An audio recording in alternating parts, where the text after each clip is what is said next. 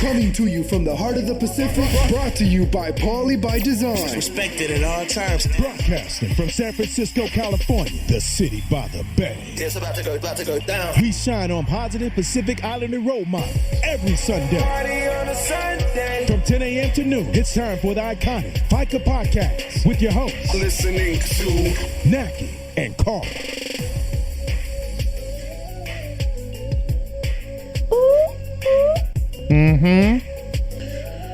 Minus one person in the studio this morning. Our Neo. Neo Vet is setting up for a show, up for an event over there in San Mateo.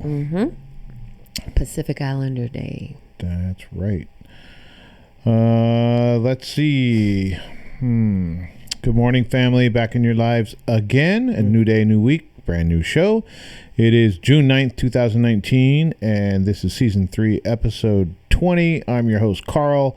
With me, as always, your second host, the lovely Naki. Good morning, Naki. Mornings. And let's see. I am going to check one quick thing before we get too far into the show to make sure that things are going the way they're supposed to be, and it looks like it. Let's see. Today, in the first hour, we have the check-ins as usual, and then in the second hour, and maybe even late in the first hour, we will have Professor Loi-On from City College of San Francisco and San Francisco State, and master's degree candidate in ethnic studies at San Francisco State, Drew Vai. This is our guest. We're looking forward to having them on. Been a long trip to get them on. We have these guests that we kind of chase, and we see them. We rub shoulders with them. We saw both of them in class. We saw Professor Loi-On in class, and we see them at events, but we just never got the chance to bring them in and sit them down and ask them questions. So we're excited for that second hour. That's the show today. Naki, what's good? Good morning. Yesterday, we were at our Uncle Teeny's 80th birthday party. Happy birthday, Uncle. Happy birthday, Uncle Teeny. He turned 80, and it was a good family event. I'd have to say people went crazy for Charlene's cookies. Shasha cookies. People were stealing from the table. So I was stealing cookies from the table. No surprise. But she has JJ's Cookies, which is her chocolate chip. I know I always talk about food, but so what? Go follow her on social media, Shasha's Cookies. She does parties and graduations, everything that you can think of. Last Saturday, we stopped to see Tulsi Gabbard, who is a candidate for the presidential race in 2020. Small position she's shooting for. Yeah. Like city council or something? Huge. No. President. Most powerful position in the world. Powerful position in the world. She's one of the candidates, Tulsi Gabbard, who is of Samoan descent. Born in American Samoa. She's also Indian. What's that? What else is she? I don't know ethnically what the other piece of that is, but she's religiously she's a Hindu. Yes, Hindu. All we know is she was born in American Samoa. That's the important part. A PI, a Pacific Islander woman, is running for the presidential race. So she was speaking at a coffee shop in San Francisco. It was a tiny coffee shop, but people were crammed in there. There was like 200 people inside, and like 25 people outside who were protesting. And not a fire marshal in sight. Not a fire they would have marshal kicked everybody in out. sight, right? So OSHA would have had a field day in there. And she talked about some of her topics. There was a lot of veterans that I seen in there that were shouting and hoo-hawing when she spoke of her being on the floor fighting in Iraq. Twice. Two tours to Iraq. And so there was a lot of veterans in there shouting and just rooting for her. And then in front of me, there was a lot of, which I was a little bit surprised, but not I had LGBTQ couples that were in there inside with Tulsi Gabbard 2020 shirts. Yeah, it was an amazing event. It was good to see. Well, the only thing that I was surprised with, there were no other Pacific Islanders there, or Yeah, at least I didn't see any. But they're so diverse. Yes. That who So knows? maybe they were there. You know, like we have. I don't know. I didn't see any. I could be wrong. But it was a good event. We got to meet her sister and got to take pictures. She talked about some things, not a lot of things, but that place was packed, and I was just happy to be there. Yeah, I was happy to see her, and I'm glad that she's running, and that I know I say this a million times, but just for my kids. And not only my kids, but a lot of kids, to see a Pacific Islander woman running and to make that normal is awesome. It's awesome. It is. And you have, she's from Hawaii. Mm-hmm. And in Hawaii, you also had Andrea Tupola. Yes. That was running for governor. Uh-huh. She did not win, but those names are on stage. Right. They're the ones being mentioned. Their names are being called in very important governor races. Now a presidential candidate. Right. Right. So that was totally, I mean, I don't know if I agree with, I do agree with a lot of her, what is it? Positions. And then some I haven't gotten all in. I'm still, I'm just checking her out. But because she's a PI woman, that was one of my main reasons of going, just to support. It makes you look harder. Support. Yeah. Right? Yeah. So there's some candidates like Andrew Yang. But there's some of the old guard in there. I mean, they're talking about Joe Biden. Yeah. They're talking about it's like they've got a Rolodex, and some of them just keep going back to the same kind of names. I think that's why Trump won last year, because people saw him as not the regular. I mean, I don't know. Didn't end up like what people thought it would, or what some people thought it would, but he was seen as a non-politician. Right. So I think that, Joe Biden, he was a vice president to President Barack Obama. I think that people may vote for him, but I think a change is due. She would be a good change. Kamala Harris from San Francisco is running. There's a few women. Elizabeth, she's running too. Warren. Yes, Elizabeth Warren. I don't agree, or I don't even know some of their platforms, but I've looked into Tulsi because she's a PI woman. And so, I was happy to be there. I was kind of proud to be there. I don't, some people we posted like on our social media, and some people didn't agree, are not going to vote for her, but they were proud to see a PI woman in that position, running and doing her thing. So there you go. Yeah, I was actually, it may sound odd because I am a Tulsi fan. Yeah. I'm a big Tulsi fan. I don't know that I'm going to vote for her, because there's still candidates out there that are going to throw their hat in the ring that we have no idea. But as of right now, if I had to vote right now, I would vote for her. Right. But I was happy to see, and don't take this the wrong way, I was happy to see the protesters out front. Right. That means that she's reaching a bigger audience. Because if you have an event and nobody shows up, shows up to cheer, and nobody shows up to protest, then it's just like there's no impact to having the event. Right. When we pulled up, we ended up making that left on the corner, and man, there were people out there with the protesters and the signs, and I will say this, they were 100% peaceful protests. It was, yes, they weren't getting in people's faces. Nope. They were a little aggressive in the sense of like they would try to put stuff in your hand, handing out the flyers, but they didn't take it like if you said no, they didn't like yell at you, or I would say that was a very very cordial, very peaceful group that was protesting.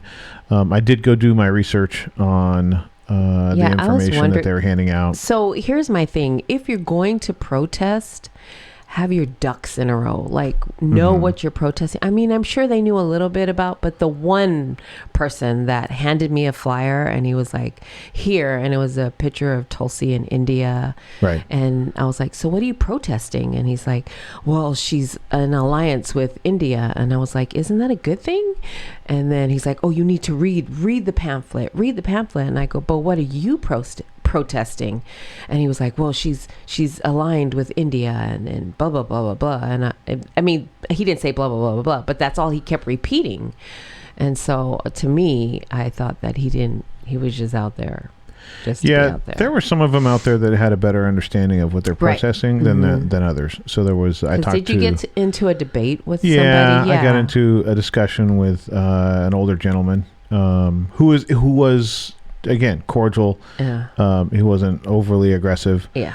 We got into a discussion about he didn't like that Pakistan and India, according to him, were at the 11th hour on the eve of nuclear war, which could have, ended the world. And she made a very controversial statement in his mind that Pakistan was a state sponsor of terrorism. Yeah. And I said, well, first, India and Pakistan have been at odds for a lot longer than Tulsi Gabbard. So it's not as if she caused that to happen. And he agreed with that. And then, it was hard because these were, this is something that he flat said that they weren't. And I said, well, Pakistan is a state sponsor of terrorism. And he didn't like that at all. He said, well, what do you mean? What evidence do you have of that? And I said, well, the highest profile instance or evidence I would have of that is Osama bin Laden was caught essentially at the Pakistan equivalent of West Point. So the military compound that he was near would be like the equivalent of West Point here in the United States. So that would be the same as, I don't know, pick a country, France. France is after this guy, right? They're after him. He blew up the Eiffel Tower and killed 3,000 people. And France gives us billions of dollars in financial aid. And when France finally finds the guy, he's at a building at West Point and has been hiding there for years. Wow. So that was, when I was walking through that with him, he just said, well, that's bin Laden, whether he was there or not is yet to be seen. Like he didn't believe that. But it was interesting. I like to hear the other side. I don't want to, be blind to my candidate. No, me too. And I totally agree with you. I was trying to figure out what they were protesting. And I still have to go research what he was talking about and form my own opinion. So I want people to form your own opinion. Don't go by he said, she said, or what you heard. I know that her being in San Francisco, like you said, LGBTQ issue is huge. And so I understand that she apologized for what she said. And so, I don't know, that was she big for apologized me. for what she said and for the positions that she held. She was in full support of her father, Mike Gabbard, who was really, kind of the polarizing leading figure in the traditional marriage foundation. So, I have to take what she says and see if I believe it or not. Right. You know what I mean? So I'm going to run that through and look at a few things. She said that, and she started her differing position in 2012. So I need to, kind of check the voting record and see whether she's followed through on the apology in action as well as just the words. So there's some things I got to look into, but as of right now, if I had to vote for the candidates that are in the race that have announced that they want to be president in 2020 in the field that's out there right now, I would vote for Tulsi. Yeah, me too. As of right now, I would. Sure, and who knows who ends up in that race? Right. We don't even know. There's a ton of people in the race Well, right I was now. talking to Eric yesterday at Uncle King's. Eric's big Democrat. Eric knows more about politics than any of us. So I had a good conversation with him, and he said, so far there's 25 Democrats. Yeah, just 25 on the Democratic side. On the Democratic side. So who knows? There's one on the on the Republican side. Oh. It's Trump. They're going to run Trump. Oh, yeah. I don't even know. I mean, I guess there are going to be debates. I bet Rand Paul, who, if I had to vote for a Republican, I would vote for Rand Paul. Rand Paul, you like him. Rand Paul will throw his hat in the ring. And then when you talk about old guards, so from the Democratic side, you're talking about Joe Biden, who's like a million years old. Yeah. And says inappropriate things about women. Yeah. He's just I don't know about him. He's just not the, I think he's like the old school good old right. boys. And when they say we're going to go back to the well one more time, they're going to run Joe Biden out there. Seems like it almost seems like, oh, we don't have anything better, so we're going to go back a couple of years and just grab one out of there. So I think Newt Gingrich may throw his. To me, he's like the Joe Biden of the Republican side. He's like the name that's been around for a million years. Yeah. Run him out there. Yeah. And there's a few young Republicans. I think that right now the Republicans are, they don't want to divide the party. Yeah. Because they see that as how Hillary lost, was because it was divided between Bernie and her. Yeah. So I think the Republicans are just really going to run Trump out there. Yeah, they may I go think through so through the motions of like naming their nominee, but it's going to be Trump. Yeah. So that was us last Saturday. We were Tulsi Gabbard, in there with her. Sunday, we went to church at 2-6 First Samoan Congregational. Yes, we did. Church of Jesus Christ, something like that.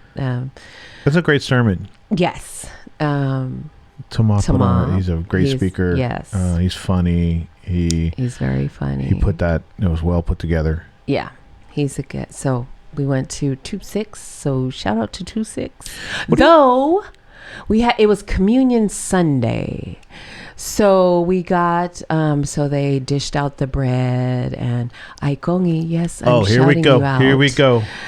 He gave us our bread, and he came down the aisle and was going back and forth, left, right, left, right, left, right. And he got to us and gave us our bread. And then when it was time for the wine, he was going left, right, and then bypassed us, which was fine. But the guy that was served, so it was Leah, Ty, me, you on one aisle, and they had a guy that came and served them, and then Aikongi served us, but he skipped us. Like, it was kind of weird. No, you got cut off. I got cut off. I got cut off at church.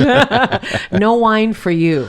And then, but the guy that was serving on Leah and Ty's side, I was going to reach, and then he just left. And so then Ty goes, I guess only half your sins are gone. And I was like, I guess so. So yeah. So I'm just saying, Aikongi, if you're going to give us the bread, give us the wine too. And so, yeah. So anyway, we went to church. It was good. All good. I went to Talanoa for Wellness, which was in Hayward, which is like Cafe Wellness, but it's their own version in the East Bay. And Neil Vivea, my boyfriend, was the facilitator. It was a really, really good session, which I really love that they have that space in the East Bay because they were hungry for it. So there was a lot of people there. A lot of people got to share. And it's the Las Vegas rule. What's said there stays there. But I really love that people in the East Bay get their own space of PIs where they get to share. And I always say this is that sometimes we don't want to share with our family or our friends because they already know our history and we feel like they're gonna judge us. So I think it's comfortable to say it in a space where it's safe and strangers, so that the strangers don't know you. They just know you, like you always say, they know you right then and there. There's no baggage. So I love that. So Talanoa for Wellness every Wednesday, facilitated by Neil, but Sandy and Ruth are going to take over this Wednesday. And then Friday, we did a drive-by to J2E. We ate and left, but I wanted to go and support That chicken was Daniel. good, by the way. The chicken was good. Chicken was really good. Daniel with Project Ohana facilitated Journey to Empowerment. There was a lot of people there and a lot of good food. And then Anthony goes, girl, I know you just ain't gonna eat and leave. I was like, that's happening right now. We're doing that right now. We're leaving right now. We left there at 6:30 because we were getting to the Samoan language and culture class that starts at 7 p.m. at 2-6. And so Tama ran that class. It was a good crowd. It was a new crowd. Whole bunch of people. A whole bunch of people, new faces. Florence Massoli came with her grandsons, which I loved. Jaden, DJ, and Jonah. And they did a really good job. They were so brave, getting up, speaking someone for the first time in front of strangers. Everybody was, because that was a tough first class. Yes, it was very intimidating. I mean, it's intimidating if you don't speak the language. You have to read it in front of everybody. But you know what I liked was there were people that really struggled to get through that first piece, and that was the hardest piece. Yes. The first thing you said when you greeted the class, that was the hardest, the hardest and longest piece with the biggest words. Everybody cheered when you could tell when people were having a hard time with it. They got cheers and applause and great job. The people that spoke the language got nothing. Yeah. Like if you flow through that, people are like, they got little claps. They got little claps. But I love that. If you want to learn, like if that was me myself, and that was my first class, I would be really intimidated and I would be scared. But if you're willing and you really, really want to learn and you got up to talk, you're going to come back. Right. Because you really want to learn. If you really want to learn, you're going to come back. And so I love that. If you don't really want to learn, you're not going to come back. It's a really supportive environment. Yes, it is. I'm sitting next to a Matai. You know what I mean? And then I got he reads it. Yeah. And then I read it. And I was like, I looked at our cousin Jake sitting next to us. Congratulations. Good job, Jake. I love that Jake came too. And so after I got done and I sat down, and then he did his. And after I said, note. Don't sit next to somebody who speaks it really well, because you don't want to go after them. Jake did really, really good. I mean, everybody did good. There were non-Pacific Islanders in there too, who got up and did an amazing job of reading and just trying. Just trying is awesome. So if you were in that class, congratulations. Thank you. And if you were in the class and you felt like it was really difficult, and you know somebody that was in that class, reach out, tell them, hey, we're all in that together. Yes, because everybody's learning. Doesn't matter at what level you are, you're going to learn. It was very encouraging. I love that. After Jonah got up, because he was pretty much the youngest in the class, I think, and he got up and he read the whole thing, and he just took his time and just got through it. And then I love that Tamal walked over and shook his hand and told, I mean, that's exactly what we need. So to encourage them to learn. I loved that he did that. He walked over to Jonah and shook his hand and told him what a great job he did. I love that. So great job, Jonah. And for the adults, if you like, and I always say this, if you ain't uncomfortable, you're not growing. Exactly. And put yourself in uncomfortable positions. Put yourself in uncomfortable environments. All week I was practicing. So if you were in the class, you're in the Malama, whatever page, and you get homework. And so everybody that was on that page, you had to learn your own greeting. Oh yeah, you're greeting. So there's a greetings for the class that you stand up and say. That's the exercise in the class, and it's written down, so you just read it. But if you were in the Malama Lama class on Facebook, that wasn't your sentence. You had nothing to read. Something else. You had something you were supposed to have learned. You had to memorize. So Flo did a really good job, and everybody that was in the page did a really good job. And I have to say, I practice and practice and practice, and then when I got up to speak, I froze and I lost myself, and then I looked at Flo, and Flo was all, but yeah. And I was like, oh, thank you sister. Yeah, so I looked at her, and then she threw me back on track, but everybody did a great job. So I absolutely, I know I talk about this class all the time, but I love watching him teach and watching the way that he teaches, and it's awesome. And I love that people that are in there really want to learn. Yeah, so there's people that come from a long ways away.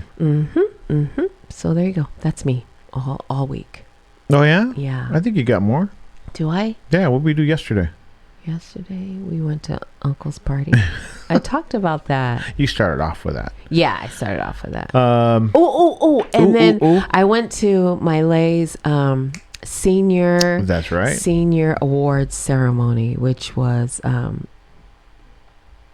Thursday I went to my baby who's graduating senior awards ceremony, and we were sitting there, and she got an award for honor roll thingy that she got, which totally we were surprised. And no, we weren't surprised. Like a 4 point something, right? Yeah, I wasn't surprised about that. What we were surprised about, because she didn't even know, is that she got Female Student Athlete of the Year. And so I was freaking out, and I had videotape. Well, I was videotaping because I thought, I don't know, I had an idea, but I wasn't sure. So I said, let me, because it was, sure. I thought her and Noah would be in there. And then I thought, let me just videotape just in case I know somebody. So I started videotaping. And then when they called her name, you can hear me say, holy shit. And so my Evie, when I sent her the video, she edited and kind of, I was like, oh my goodness. Oh, maybe she could edit the podcast. Right, right. So I was so proud. I was proud mama. So congratulations to my baby. Yeah, there you go. Your turn. I was in Texas all week. I know. Well, actually, I was in Oklahoma, and then I was in Houston, and then I was in Dallas, and I was in Fort Worth. I was in Kinney, Euless. You were everywhere. I was all over Texas. And then this coming week is going to be more of the same. This coming week, I go to Oklahoma City, and then I go to Lubbock, Texas. Let's see. So work was just, those are long weeks. It's the second week in a row that I am out Monday to Friday. Looking forward to this week. I'm gone Monday, Tuesday, and come back Wednesday. That's like a walk in the park. Yeah. Kind of going back to Sunday, where when we had gone to church, Toma's message was, among other messages, was that when you remove purity and positivity and goodness, that evil will come in and fill that void. And he was talking about prayer and things in school, that when you start to remove these things, bad things are going to come in and take their place. And I really got the that idea of where people need to, I don't know, like you got to keep kids busy, right? Yeah. And it's almost like that in a sense of adults. You know what I mean? Like if adults have things to do besides work, it seems like they're, more positive, more productive, where we have Poly by Design outside of work. It just seemed to fit. So it really resonated. The sermon that he had, the message that he got across, it really resonated. Let's see. And then Friday, I flew in from Dallas. You picked me up from the airport, went straight to Journey to Empowerment, and then straight to the language class. So I woke up in Dallas, and I ended up at the other end of the day. I was at 2-6. No place I'd rather be. I was like laughing in my head, like this whole Friday, it's going to end with me in San Francisco. And so there was that. And then Saturday, what did we do Saturday? We went to Uncle King's party. Yes. Wow, what a long weekend. That seems like maybe 2 days ago. But beautiful dancing. We have far more great dancers in our family than I would have thought. It was awesome. Everybody did a great job. Nolani, Telesia, Auntie Montez's grandchildren, and so Auntie Montez, awesome. Get out there and dance. Yeah. So it was good. I really enjoyed yesterday. It was a good time. It's good to see everybody. There's family that you don't see a lot, and it's at events like this, which is nice. Is pretty cool, because a lot of the people that I don't see a lot, I'm going to see next week at Noah and Mylay's graduation at the barbecue. So there's like 2 weeks in a row I'm going to get to see people I don't normally see. Yeah, so I'm looking forward to that. Mylay's graduating on Thursday, and then we're having a barbecue for her and Noah. My nephew Noah is graduating also. They go to the same school, so we're having a barbecue together. So, where is he going? Where is he going to throw the baseball at? Olon College. Olon, what is it called? Ohlone. Ohlone. Ohlone College. I think it's in Fremont. Yeah. So he's going there, and then Miley is going to Solano. She's going to do her general ed there, and then I'm not really sure where she wants to go after that. So But what does she want to do? she wants to be a veterinarian. She loves animals, and she loves Jack. Jack. So there you go. Okay, she got to take Jack with her to school? No. Yeah. Mo says this is what he sees. So thank you, Mo. Keep your 2 cents to yourself. Well, I mean, it's good to know, but, it's So nothing we can fix right now. Do you want to do your words? Because Professor Loi-On and Andrew Vai is coming in the next hour and a half. Okay. Let's see. Samoan language and cultural classes. We just talked about them. It started up again 2 days ago. It will run every Friday until August 30th at the church on 26th Street in San Francisco, California.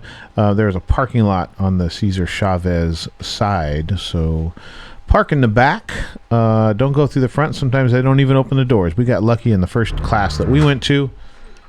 And Tama just happened to be there and opened the door for us, but the parking lot is in the back, so enter through the back. Samoan Solutions endeavors to maintain Samoa as a teaching tool and a means of uniting the Samoan people through cultural education and community building events. Epi Amavai is the founder, and together with Fangamisa, they have grown this grassroots organization into a staple in the San Francisco Bay Area Pacific Islander community each year, with forward-facing programs like Whangongo o Samoa, the Turkey Trot, and the Luminati Scholarship. We actually met with Epi Amavai when we first got started. We wanted to start a scholarship, and in talking to them, we really didn't have our ducks in a row in terms of that scholarship. We thought, hey, we'll just get a bunch of money and throw it at some students.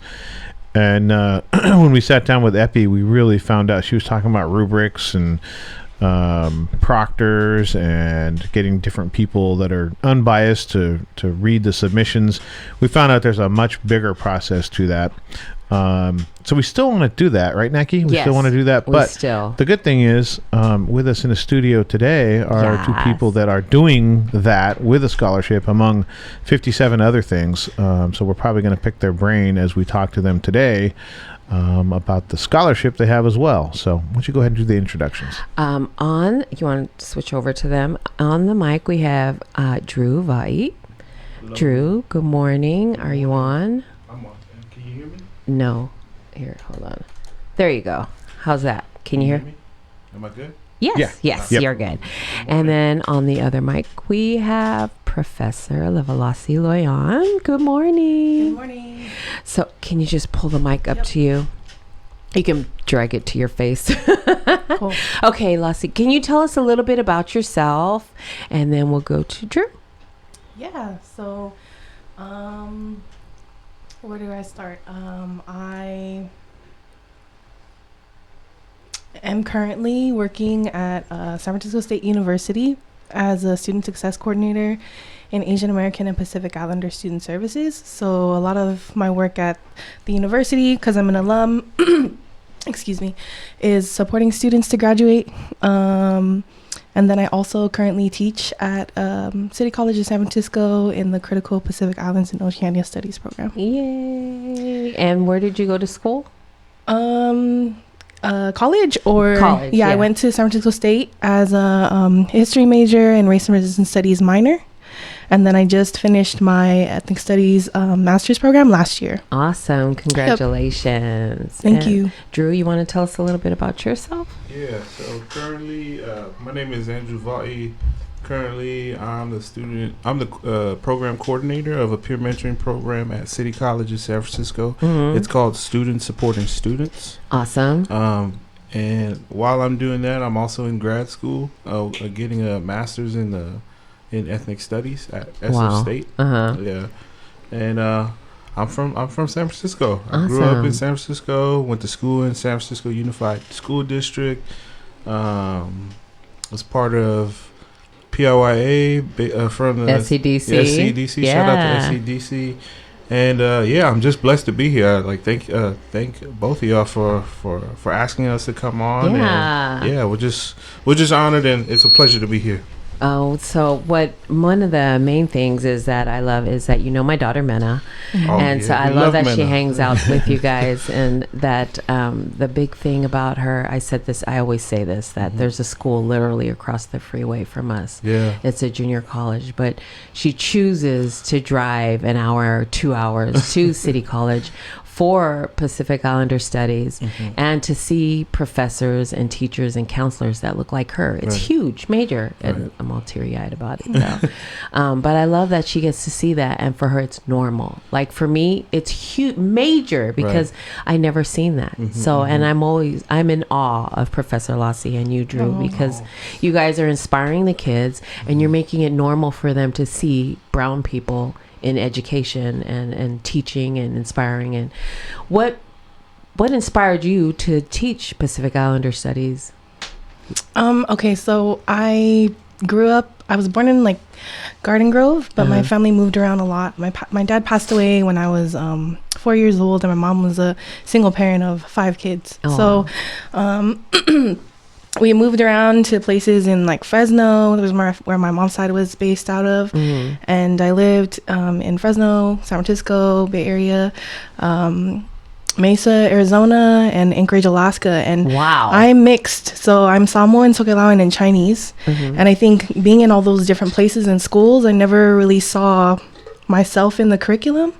And when I feel like I've talked to a lot of folks about this experience of seeing yourself as someone in your family, in your household, and then in your church, but not seeing that present anywhere else, really, like in media or in books and in school. And so once I got into high school, I moved back to the Bay Area, and I started taking like different programs and classes that were focused on different programming. So we actually met in a program called Peer Resources, which is focusing on like leadership and conflict mediation. And then I was enrolled in a Filipino American history class. So it's called Pinoy Panay Educational Partnerships. And they're this amazing program that they have San Francisco State University students come and teach in classes and curriculum from K to 12. And so I got to like do an oral history project with my grandpa when I was a junior in high school. Awesome. And learn his story. And I had never really had a conversation, like a really in-depth conversation with him until then.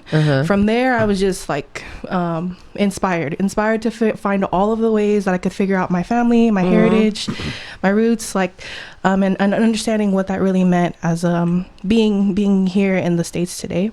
And so in college, I decided to pursue going to San Francisco State University, but there wasn't anything else there focused on Pacific Islanders. So ever since then, it's kind of just, how can I get engaged and learn more? I was able to take the Pacific Studies class at City College of San Francisco with Dr. David Palaita, who's an amazing scholar and has built the program that we work with at City College of San Francisco. And from there, like under his mentorship and a lot of amazing people, I've been like inspired to help create those programs too. So we're really excited to say that we've worked with students to help build Pacific Studies at San Francisco State University, a minor that students are able to like pursue at San Francisco State, and then now two hires that will be working at San Francisco full time that will start this fall and come next year too. So sorry, I'm like, there's so much information out there. No, and we want you to get it out. We want you to get it out. Drew, what inspired you? Is the same thing or? Yeah, it's pretty much aligned with what La said. Through high school, I had a history teacher named Mr. Benedicto, and so like he was teaching U.S. history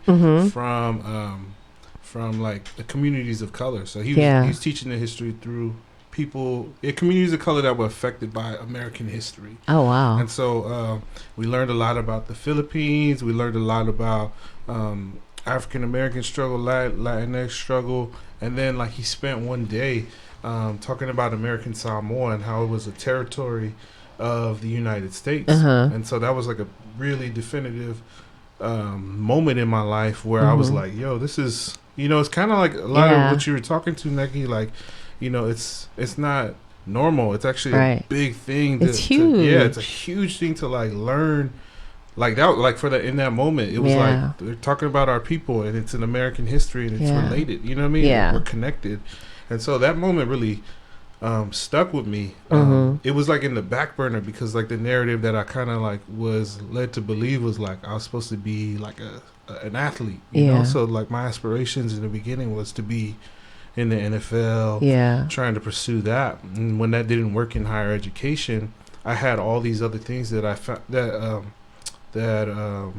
I found out I was like good at. So I Yeah. was a good public speaker. I was really good at writing. Yes. Connecting with people, and those are all things that when football didn't work out, it started showing itself. Yes. And I took it.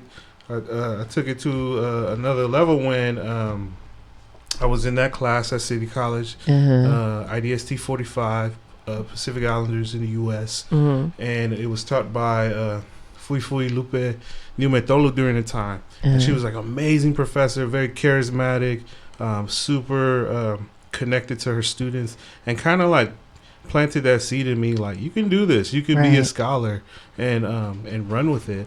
And she actually had like guest speakers every week, but one of them was the future professor of the program, David Polita. Oh yeah. And we had the connection of us being Samoan men. He kind of went through the stereotype, football, right, yeah, and then had the struggle like in academia, the whole whatnot. And then he was sitting there as a professor, and then we found out we were like our families are from the same village in Samoa, and it just like was just like all these pieces fell into place. Yes, and then it led me to this where now it's just about like trying to plant the seed, inspire like younger folks to obviously like hold this like this history and this knowledge like close to themselves, but not just stay here. So obviously we want like folks to be Pacific studies, right? Be knowledgeable of Pacific studies, but sometimes we want,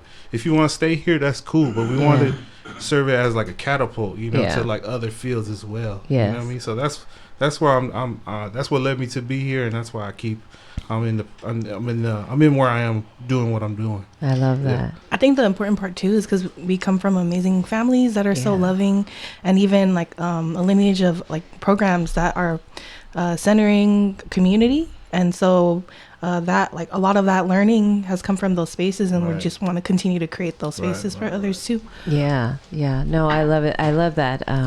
Again, I'm going to bring up, but she's the one that inspired me to take your class. Is was hanging out with you guys, and she was at your place, and she's like, they got a lot of books, and all the books in there, the authors are Pacific Islanders. And I was like, that is so awesome for her to see that we're authors, we're teachers, and all that. But what I loved about the class is that in high school, at least the high school that I grew up in, we only know the American history. That's all we're taught.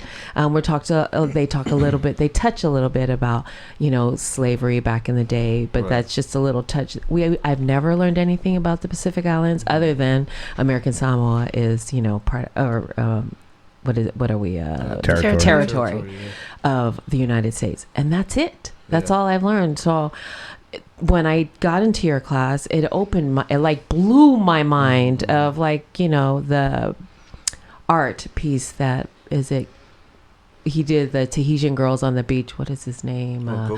Paul Gauguin. Yeah. When I first seen that, I was like, oh my God, that's so awesome. Look at these picture. And then I find, then you find out it's his view of what Pacific Islander women look like. And if you look at their faces, they're not smiling, what I mean? And to find out his history, that he left his family, he was, molesting women, not to be so deep early on. But, it just opened my eyes to look at stuff differently now. It's the colonizers' view of the Pacific Islanders. I mean, that class blew my mind. I totally look at things totally different now.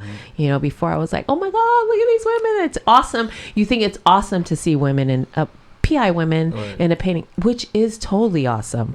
But to see the story and know the story behind it, and to know that that's his view, not our view of what what we are. So to hear us telling our own story, freaking amazing. No, thank you so much for being in the class. Thank you so much. You're such a joy to have, and I love the class, even though I was like holding my group down, because those kids are so smart and they're so aware of our culture, and they know, you know what I mean, like PJ and Lima, and just those kids are so woke, if that's even the correct term, about, you know, Pacific Islanders. Like, I'm just like behind them, holding them down. But I have like 1,000,001 questions, and they answered it because they know, you know, oh no, that's, you know, they talked about that one long painting that you spoke about, where they Captain Cook was, you know, the really long the one. panel. Yes, the panel. You know, they spoke about that. Oh no, it's their version of ours, and this other lady did a painting of the PI view. So everything I look at, I'm like, okay, let me see what this looks like. Is this their view or is this our view? Is it good for us? It was just, I loved it. So thank you for that class. No, thank you for helping us keep the class this semester. And I love it's not just PIs in that class. Yes. It's a mix of all kinds of people. So yeah. Yeah, but shout out to you, Nikki. Like, oh my God. You're an amazing student. Oh like, my God. You came into the classroom assuming that you weren't gonna contribute, but you did, and that's amazing. You know? I'm not, and let me tell you, I'm not a good student. I was in high school. I barely made it through high school, so it was very intimidating for me to take your class with all these amazing kids. I was so intimidated to have a lot of y'all in the class. Oh my God! I think being so young, like, I'm like, okay, well, I cannot mess up today. No, or like people are out here calling me professor. I'm like, oh man, yeah, that's what you are. That's your title. I'm so proud of that title, and it ain't even me. Thank you so much. So this scholarship, oh my God, tell us give it to us from the beginning, the idea to now. All right, so this was probably around the same time. I was thinking about, because outside of this, I do like a lot of drawing, so I'm an artist as well, and so I was thinking about trying to start up my own clothing company where I wanted to produce some stuff. You know, just coming from my brain or something like that. And around the same time, Lassa was thinking of like a whole bunch of projects that she wanted to develop during that time, but nothing really came into fruition until we went to the Island Reggae Fest, and we saw like a whole bunch of people like in their clothing booths like out. And so one of the clothing booths that was out is actually one of my friends. His name is Jordan Fihaki. And he had this brand, or he has this brand called the Wayfinders. And so automatically, when we both saw it, we liked the aesthetic of the whole brand, and we just had like this conversation where we were just vibing, like trying to get connected, trying to just build more as friends, because I knew him from a few years back and me performing poetry, and so. You know, nothing really happened after that conversation until Las kept poking at me, and she was just like, you know what, I have this idea. I want to do a scholarship. I want to do a scholarship for college students, because in her when she was in grad school, like her thesis was focused on like Pacific studies, like in the Bay Area, and a lot of things that she discovered in terms of building with students was they were looking for more resources to support them in higher education, and Losh just thought this would be a dope opportunity to create like some kind of, you know, saying access to resources for students to utilize. And so, long story short, she kept poking at me to like to holler at my friend, and then I messaged him. And I was just like, hey, man, we should set up a meeting. We should set up a meeting sometime. We want to pitch some stuff to you. And we had that meeting, pitched it about, like, when was it? Last year. Sometime. Around this, yeah, literally, it's crazy, yes. It was like in November, December. December, yeah. So, along this time, and he loved the idea. Not to go into detail about, like, his brand, but they were like going through the process of thinking about how to be creative in terms of promoting the brand, and this would be like just a dope opportunity. And so we thought it'd be great to like, why not just call it the Wayfinders Scholarship, and let it be focused on, because we like the message, we like the message behind the brand, and it's also correlated with what a lot of our young people are doing right now. They're trying to figure out what they want to do in life, and how do you do that? You live life, you know what I'm saying? Like, you find a way. You actually embody the title, the Wayfinder. You become this Wayfinder, and so that's just kind of how it came into fruition. Yeah, I love that. Yeah, so it took some of the money that in the work that we do to fund one of the scholarships, and we're asking community if they want to support in fundraising another one of the scholarships. So if you purchase gear from fearlesswayfinders.com from the brand, you'll be able to fundraise for students that can apply. So if it's okay if I share some of the qualifications do that. of the scholarship. We want to know everything about it. It's due August 31st. At the end of the summer, we strategically launched it at the beginning of summer, so that they have all summer. If they're at home or in summer school, students, California college or university students can apply. And they just need to submit the application that's found on the website.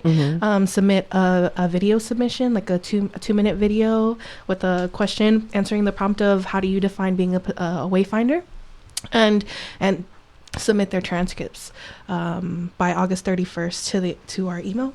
And then all those details in terms of like the submissions are all on the application in terms of the Wayfinders website. So you just and it's Pacific Islanders, Melanesian, Micronesian, Polynesian, all in California.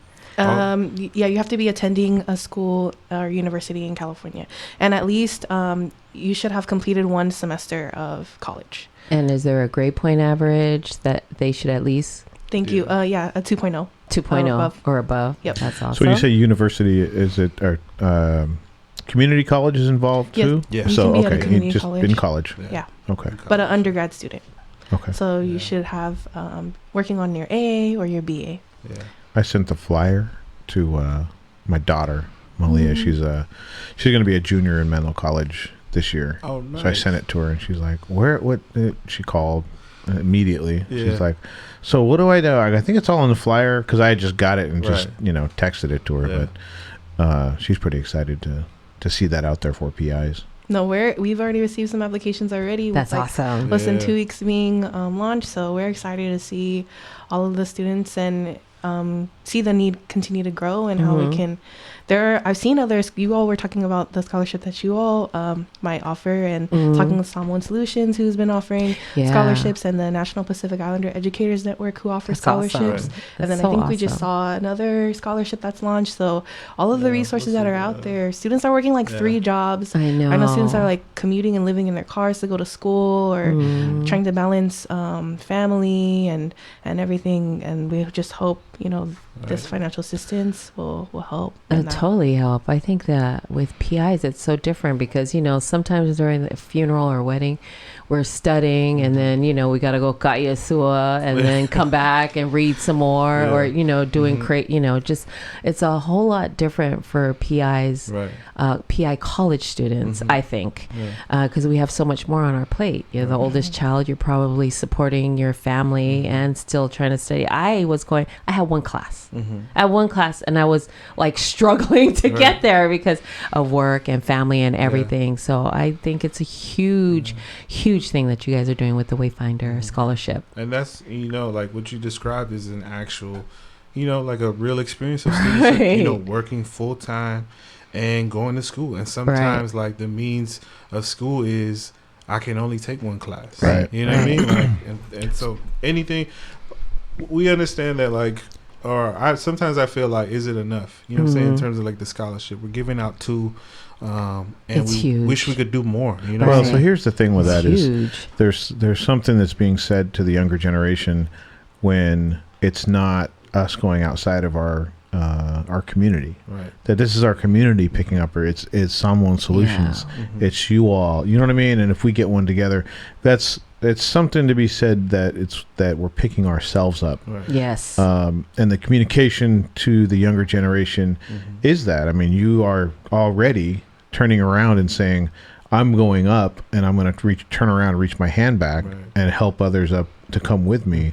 That's what's being communicated, I think, especially when you have multiple. It's not like there's just one out there that's from a PI group. Right. Now we're starting to see them grow. That's a really important message for the kids, is like, give back.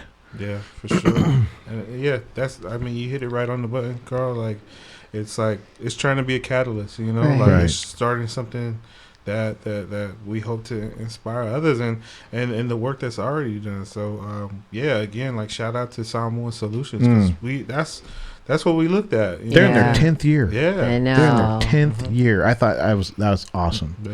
It's awesome that it has those kind of legs, and that, again, it's within our community. It's not like we're going to some other place or some other community or some other ethnic group. I mean, obviously, we are doing those things in terms of like financial aid and those kind of things. But that's every group is doing that, right? That every student has access to those.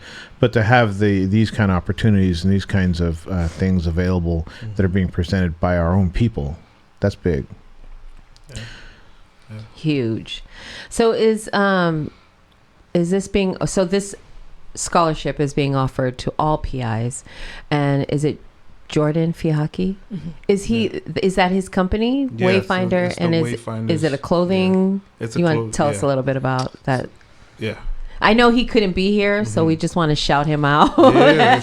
Shout out to Jordan and the Wayfinders brand, and the Wayfinders brand is pretty much like, or this is like what, like, my idea of it. It was like really connected to like the lessons that we learned in terms of what we learned in like those Pacifica classes, right, those Pacific Studies classes, in terms of like being navigators, right, taking control of your destiny and journey, and just like being bold and brave in the fact that act is a big step, you know what I'm saying? Yeah. And then like realizing that you define yourself at every level of like when the ocean's like smooth, like and peaceful, like that's a defining moment. But when the ocean's like really rough and rugged, like those are moments in times where you have to grow, and that's what I think like the Wayfinders brand emulates. And did you want to touch up on it a little bit more? Actually, Lots got on some gear right now. Yeah, I think right now you can buy shirts, sometimes hats, and amazing jackets that will be online soon. Awesome. Right. I think when I think about why we chose this brand and the amazing work that Jordan does is exactly that experience of, I feel like earlier I was touching on not feeling enough because of being mixed, and then being in school or in the education system, and people are like, what is a Pacific Islander? Right. Yeah. We're Samoa, Somalia in Africa. You're right. You know, right. I get that too. Even then in our community where it's just like, what is this experience at school? You know, do your homework. You should be doing your homework at school and stuff like that. And I think that this with this opportunity and the brand of Wayfinders, it's reclaiming like our ancestors and lineages, honoring our families, but then knowing that we're trying to find our way through education and making paths for ourselves together. I think that makes sense. Yeah. Of why, well, Perfect sense. for me, Sense. of how I see how I would define it. Yeah. Shout out to Wayfinders. I Yeah. So if y'all thank you so would much. like to support the scholarship and you don't identify as a student, go onto that website, thefearlesswayfinders.com, and purchase some gear, because the purchase for the gear goes to fund one of the scholarships that we're actually offering. So That's awesome. Big shout out to Jordan Fihaki. Yeah. Might have to get Jordan on the show. Yeah, Have him talk a I little think bit it was about short notice that we gave him, and so I think that's an amazing job that they're doing. Are there other programs going on? Do you think that will get PI studies in high schools, or isn't there already one? But So I'm I actually thinking, taught one of the class that Drew mentioned earlier. I got to teach that class for the first time because that was my dream, to take Pacific Studies and take it to the high school. I taught at Balboa High School this semester. Awesome. It was a really alma dope mater, experience. yeah, I know my husband went there. He went to Shout out to Pops. But he's like, I'm a buck. I'm like, yeah. Yeah. And he sings the song all the time. Which one? There's a Which one? Bal The song. Bal song. Okay, how's it go, Drew? B-A-L. Yeah, there you go. Yeah, Trust me. Drew's like, I know it. Yes, yeah. He sings Drew that was a all the time. Yeah. No, it was a great experience. I think for some, college is not accessible. Some students are going to go straight into the Yes. workforce, Right. and there's nothing wrong with that either. Right. So how do we have these conversations a little bit earlier and imagine if students are having these experiences from kindergarten, from preschool, Right. all the way into high school to college, what other opportunities and spaces can we create early on with being strong and confident in our Yeah. identities?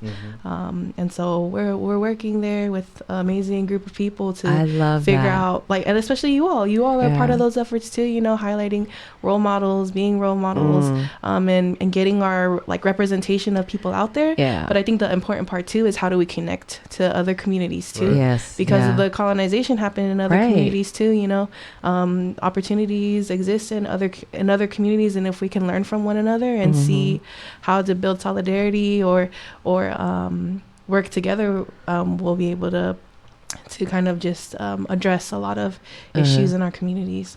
I love that you guys started in the high schools because, that was me. I couldn't go to college. I mean, we couldn't afford it. Right. And I've in my brain, I was always told I'm going to go work. I'm going to go work. And I didn't know I had the opportunity to go to college. So I love that you're in the high schools, and it's going to open so many minds to see that, we do have a history. We didn't just end up in America and learn all the American history. So I love that you guys are going to blow people out of the water with that class. I love too, it. we hope that other students will pursue being educators. Yes. Or even the students that are in our classes take it and be an astronaut. Take it and be a politician. Right. Take the critical lens that you're learning in these spaces. Take it and run with it with whatever your passion is. Whatever your passion is. I think that's awesome. Yeah, it's going to open up a whole bunch of doors, a whole bunch of windows that we're not just, and we always say, we're not just athletes. And it's awesome, and we're not just actors, but we're so much more. And to give the kids pictures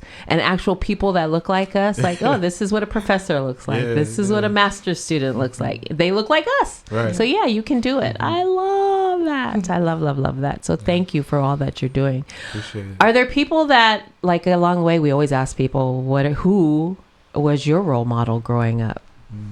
Loss?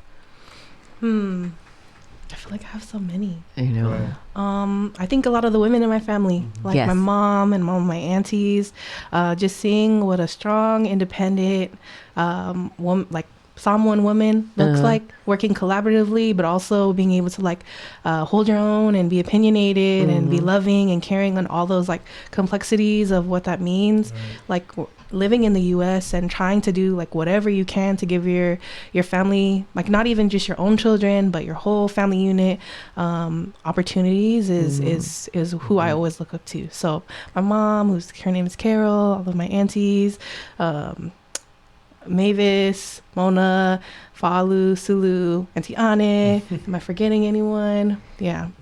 Those are all of the amazing women that have shaped and molded me to be who I am. That's awesome. So important to have those at home. Yeah. Yes, You know what I mean? yes. We met your mom at someone language you class. did, you Yes, we love her. Yeah, she came one time. She was visiting. It was really cool to have her in our closing space. Yeah, that was awesome. Drew? Cool. I think I'm gonna go down and follow up with what La said. Mainly my parents, but for surely my mom. I think I was having a conversation with my brother about it, and he told me he had a conversation with her with so mom, what did you want to do when you were growing up, or did you have any aspirations? And she's just when I when I had y'all, when I had the three of y'all, so it's me and my two other siblings. She's like, when I had the three of y'all, I really didn't think about it. It was just about y'all. Yeah. And so like that really just hit me really hard. You know what I'm saying? Like, and I started like connecting the dots of like all the definitive times in my life where my mom was there and encouraging me to do whatever. And I just remember her saying like I remember like a little 10-year-old boy like drawing like comic superheroes and stuff like that. And she was like, you want I'll buy you all the art supplies you want. You know what I'm saying? Just run with it. Whatever you want to do, just run with it. Awesome. And it's always been like that. So it's this really humbling realization to know that my mother really just dropped everything just to love us and support us. And makes me realize that's a privilege. You know what I'm saying? And so like, what do I do with that? Do I just like, stand in my corner and just kind of just, let it be in vain? Or do you know what I'm saying? Do I take it and run with it and shape it into something that inspires others? Yeah. And so that's, it goes back to my mom. And then from there, like, it's just how other people in my life that's making me better. So shout out to Rick Cantora, Mike Molina, my brother, Tony Vai. I didn't even know that was your brother. I've known Tone for a long time. I've known him for a long time. Right. And then somebody said, oh, yeah, him and his brother. I go, I didn't know he had a brother. Who's his brother? And they go, Drew. And I go, Drew who? And they go, Drew. And I go, shut up. I didn't even. And then I go, okay, yeah, it makes sense. Yeah. Right. Yeah. So, shout out to my brother. Yeah. Yeah. And I didn't even know we have like family, like Frankie. Yeah, is my nephew, or actually, yes, my nephew. So I was like, guys, and I seen you in one of his pictures that he had with his little baby, and I was like, oh, I wonder why Drew is in that picture. And Mena just happened to be next to me, and she goes, Mom, Drew's sister is married to, and I go, what? I go, our world is so small. Right, it's so small. Right. So I talked to Mena about that a lot, about the family connections and shout out to Mena and Aaliyah. Like they inspire us too. God. You know what I mean? So yeah, I always tell my friends that someone's are 1 degree of separation. Literally 1 or 2 maybe, but 1 degree of separation. That literally just happened to me. So I work with the program at San Francisco State, and I was having a conversation with a new staff member that's working with us, and I was like, oh, what village is your family from in Samoa? And I was like, what's your last names? And we found out that our grandmas are sisters. Oh my God! We're closely related. That's like second cousins, right? Yeah. Who is that? He's a student at SS State. Wow, that's crazy. Yeah. I know. But we always do that. What village are you from? Yeah. What's your last name? Yep. Yeah. And then from the village to your last name, we find some kind of connection. So only PIs can do that. I know, right? But that's like when I've grown up, and like my friends that are not Pacific Islanders, you guys are all related. And I always say, no, we're not.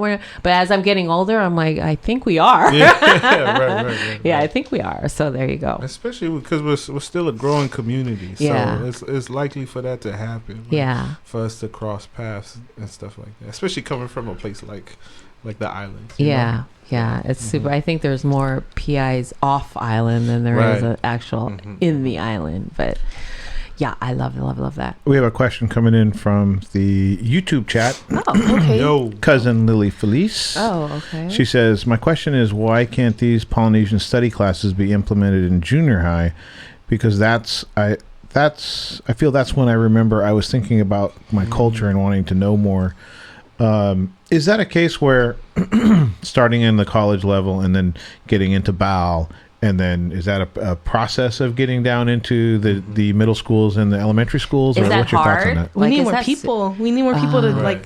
like. So all of the people who currently teach at the college level, well, some of the folks that have been doing it for a while work full time in other spaces, so the call is out there. If you're interested, pursue or contact us about how you might be able to do that, you know, and focus full time and shout out to some of the amazing women we work with: Ursula and Tia Tonga, Sarah Wong King Tanuvasa, Carrie-Ann Borja, who's actually a middle school teacher, full-time at Visitation Valley Middle School, teaching ethnic studies. And I know she incorporates and talks about Pacific Islanders in her classes that are Micronesian, Melanesian, and Polynesian, and then teaches at night and at the university level. So we're getting there, and I think it's important not to rush. You know, how do we do focus on quality and not quantity, and then train folks, you know, to really build those opportunities. But Drew can maybe talk a little bit more about the programs that exist during the summer that offer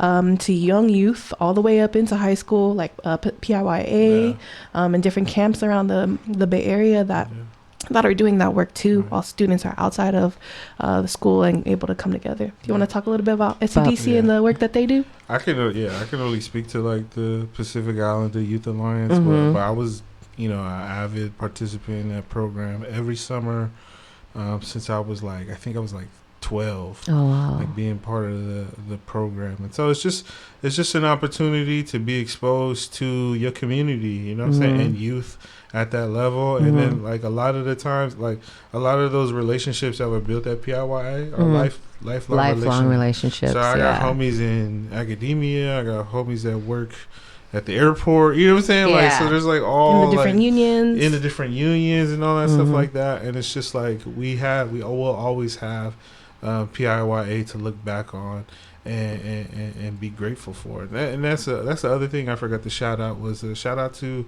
SCDC and Spetsy, you know, doing the amazing work that they're doing over there. That was another part of my my life that was really definitive. Was like we talk about recognition and having like leaders like that to look up to. Like SCDC, there's like a whole bunch of you know, specifically like Samoan women, you know what I'm saying, just doing amazing work, you know what I'm saying. So shout out to SCDC. They do a great job. And I always hear with PIYA that the alumni comes back to help teach or to bring their kids back, even though they're not living in the community anymore. They're bringing their kids to the summer programs. They're helping out. So they do a great job there. Camp Unity is in the San Mateo County. Unity. So, and I know that Manufo and her family run Camp Unity. They're doing a great job. Faltasi, I think, I don't know if they're still going on, but it's interesting to see these programs have been around for a little bit. When we covered the Christmas program at SCDC, a lot of the people that were there helping organize it were graduates. Like they were the product of the program that they were helping the younger kids. So it was like second and third generation that was in the building. And we had talked to Patsy about that there's sometimes people concentrate on the programs, and sometimes the focus should probably be like, what's the product of the program? Who's going on pursuing a master's, who's teaching, who's you know what I mean, like who's just winning in life, they got a family, they bought a home, those kind of things. Like those are probably as much as inspiring as talking about the programs as like, look what the final product is you know, a productive member of society that's, you know, if education's your thing, whatever it is, those are those probably would be a good different focus than what we've had, because a lot of times it seems like we focus on the programs, like we've this program runs on Monday to Friday and here's the benefit of it. But then if you look 10 years out, you know, you see people that are kind of, it gave them a kind of that, you had talked about that earlier, the runway in life, you know, like you use that as to catapult you into what you want to do. But I think even focusing on the values that all of us have and teach or learning of service as like Tatua, right? Yeah. So if we are like learn from when we're very young about like being a Samoan is about like service to our families, our communities. How do we incorporate that in all of the different spaces that we're talking about too? And come back, like not only we come back to our communities, but everybody is focusing on, if I have this much, I'm gonna give back this much. And stuff. I love that. I just wanted to, we started going to Journey to Empowerment, and like 3 or 4, I mean, I was going here and there, and it had been a while since I went.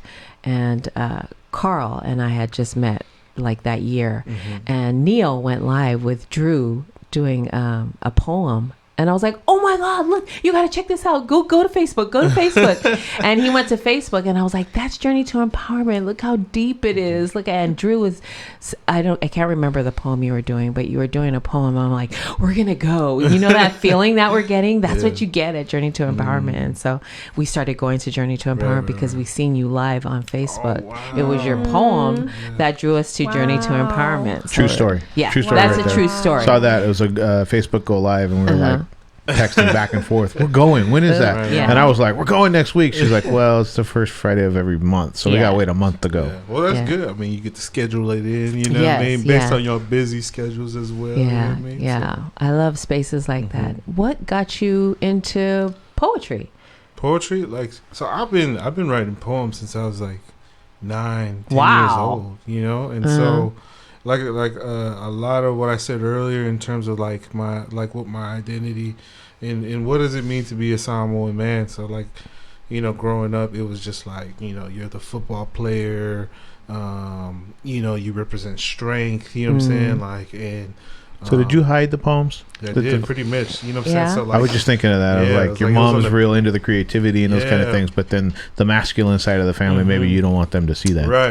It was not necessarily hiding it, but definitely in the back burner. So it's just this is not as important, but I like doing it, so I'm going to just do it on the side. And in terms of, it wasn't until I think I was 16 years old. There was this nonprofit called Youth Speaks that came to my high school during the time, and they did an assembly, and it was all these these young people doing poems.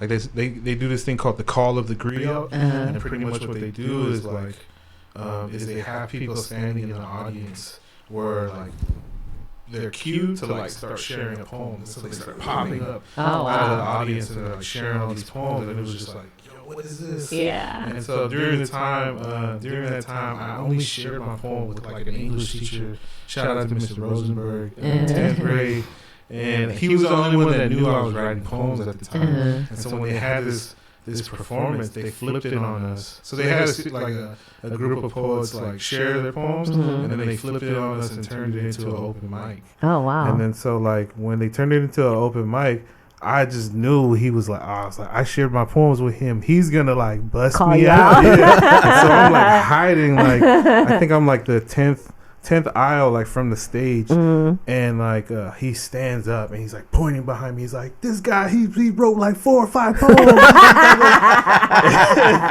And then I'm just when I think they're just gonna ignore me, the MC comes running up to the 10th aisle. Oh wow! Points me out, and he's go. What's up, man? Yeah. Are you gonna share? And then I could hear everybody just wailing go Drew, da-da-da. And when I got on stage, I just didn't even know which poem I shared. Dang, you didn't even do it from the 10th row. They took you down on stage. They made me walk up stage. Wow. And I got on stage, and I didn't know which poem to read. I just started speaking, and it just after that word, it just came with ease. Yeah. And then the roar of the crowd after I was finished kind of just was exhilarating. Yeah. Where I was just whoa, this is this is me. Yeah. What is this?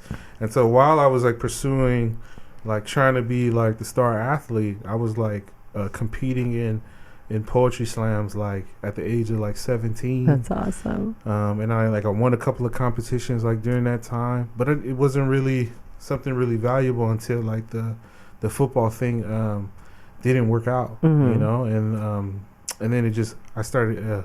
I went back to that organization and became a poet mentor, where I was able to travel all across the country, did workshops with a whole bunch of folks. So that was a big deal for me. So it's that's huge. The only Samoan kid amongst my African, my Latin, my American Indian, Asian folks repping, and they're just what is a Pacific Islander? What is a Samoan? Wow. You know what I'm saying? And that was my time, and that was probably from when I was 19 all the way to when I was 23. So it was a 4-year span of writing poems, performing. You were doing workshops at SCDC too, Yeah, right? Shout out to SCDC. Gave me my first residency. Oh wow! Where I was able to teach poetry to our young people. Yeah, with Teresa. Yeah, Teresa Siangatoni. Oh yeah, she's awesome too. Yeah, she's awesome. Yeah, so that's poetry is poetry's still going on in my life. You know what I'm saying? I got like a little book. I'm writing more songs nowadays. Nice. Yeah, and it's just a way to be creative. I haven't been really sharing it on stage or nothing like that. Yeah. I think it's hard from a standpoint of like comparing academia to athletics. There's so many variables, Right. and whether you're going to make it athletically. I mean, there's, you know, you can run into a bad coach, and there are bad coaches that have like run kids out of a sport. Yeah. There's money. Can you afford like the camps and the trainers, those kind of things? There's injuries. I mean, there's so many different variables to getting through and navigating that athlete path to, you know, MLB, NFL, boxing, you know, any of those kind of things. And it's not like it's impossible. It's just there's variables that are outside of your control. Totally. I think that if people understood the removal of those variables when in academia, you still have the money issue. You still have some of the other issues, but there are things that can make that more of a consistent path. Right. And I think that that's the problem. One of the problems with some of the student athletes is they just pick. Right. And they're like, well, then I'm going to pick it's this. And then they don't do the academics. Right. And then when one of those variables comes through and an injury or a coach or whatever comes through and they haven't followed through with the academics, then they're like in a bad spot because they're, you know, got to go back to school now. I'm 3 years behind my peer group, or you know what I mean. Like those, I don't think those are spoken to enough at an early age to kids to get them to understand that. Like, great, we're not saying don't shoot for the NFL. We're not saying that. What we're saying is you're going to be at a college. Get to class too. Don't just get to practice. Don't just get get to the games. Do those things too. And if it works out, great. If it doesn't work out, great too. I've got one of my good friends that I went to college with. His son goes to the University of Utah, and he's a starting right tackle for the university. But he's a double major. Like if that doesn't work out, in like economics and business management or something, like some you know what I mean? Like it's not like underwater basket weaving. It's not like he got 2 degrees of that he's not going to be able to use. And he's, you know, kind of on that border of like he's I think they had him ranked at like the 20th tackle in the country. But you know, he took care of the other half of that. How do you think how do we get that across to the kids? Because there's so many, like you said, that are have been kind of placed on that athlete track. How do you think we get that across to the kids? Is that it can't just be like you got to do both. If you're going to college, you got to make it to class as well as practice. Right. I think a lot of the things you said, Carl, like what stood out to me was like the reason why I think, because I could have been a successful athlete, and I think what didn't work out for me was I didn't have the same mentorship that I did like when I was in the high schools. So I had like great coaches that were just like hyping me up and like just supportive, just on me in terms of like, you know, school stuff and all that stuff like that. And then what happened was when I made the transition to the community college, I didn't know that it was like we were on like the same playing field. All the players were on the same playing field. I found out real fast that there were athletes as good as me, and then there were athletes just better than me, you know. And that was just like a really that was like a huge like lesson, like a really humbling experience for me. And then that happened like when that didn't work out. I had to come back to school where I was already 2 years into school, like committed to football, and was just kind of like in this limbo, in the stage of limbo where I didn't really like get a grasp of how to navigate anything until I found another mentor. You know what I'm saying? Like a mentor, like, which is who I said, Rick Cantora, who kind of like sat me down at City College and kind of, you know, drew the lines for me of what I needed to do.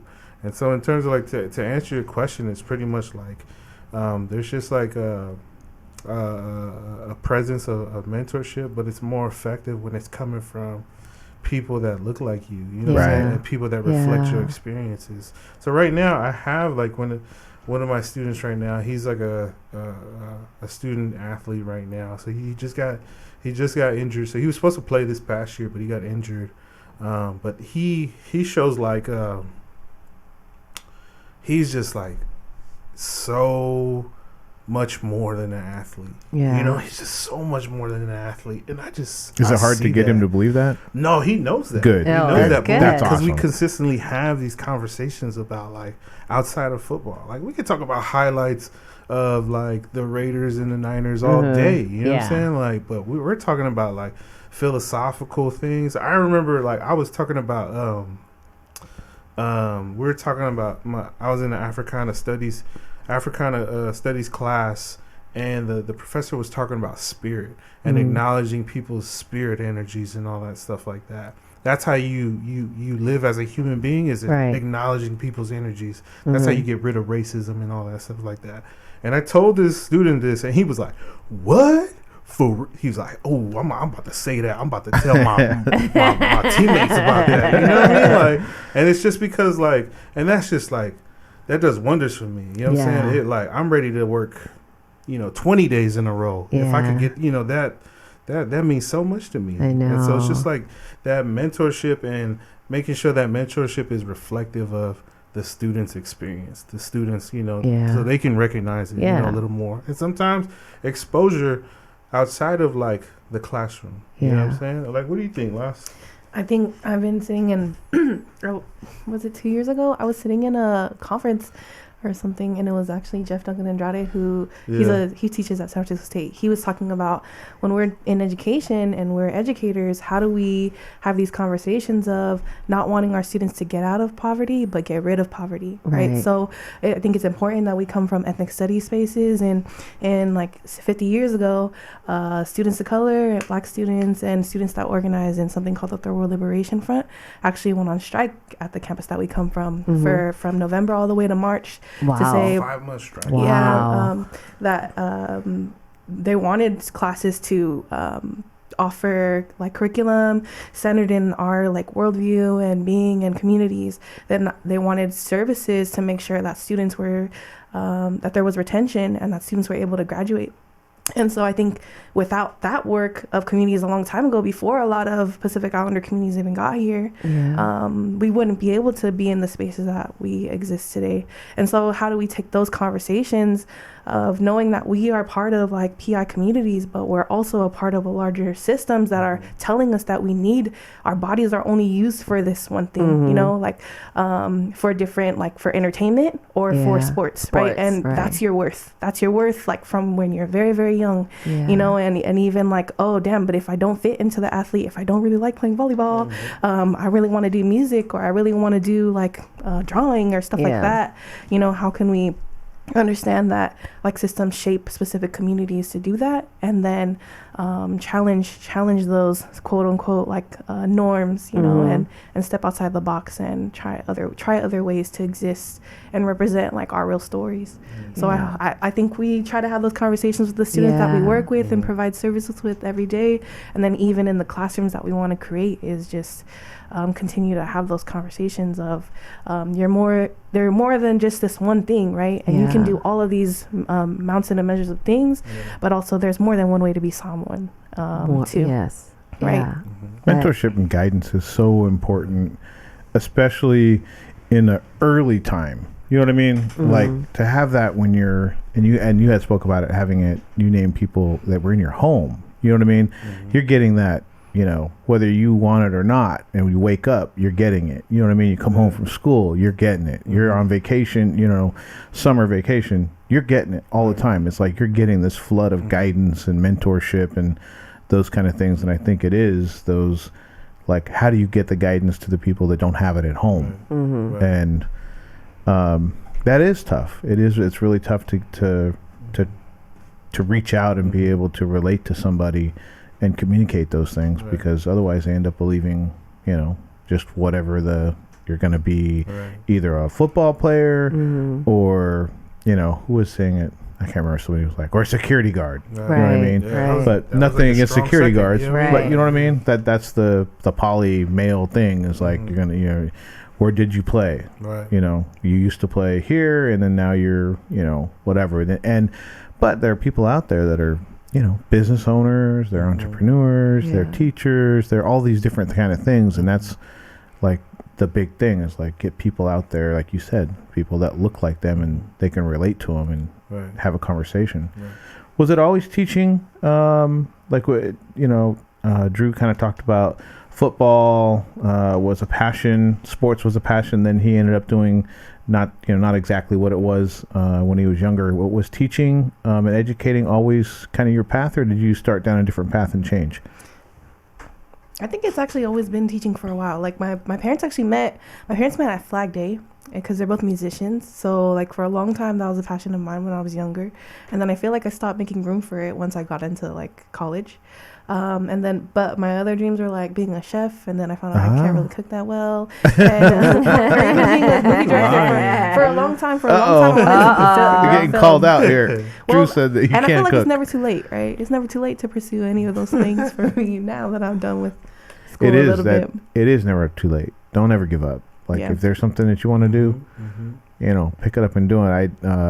My dad is 95 now. At 85, he got diagnosed with cancer, and he was like, I've always wanted to be a gold miner.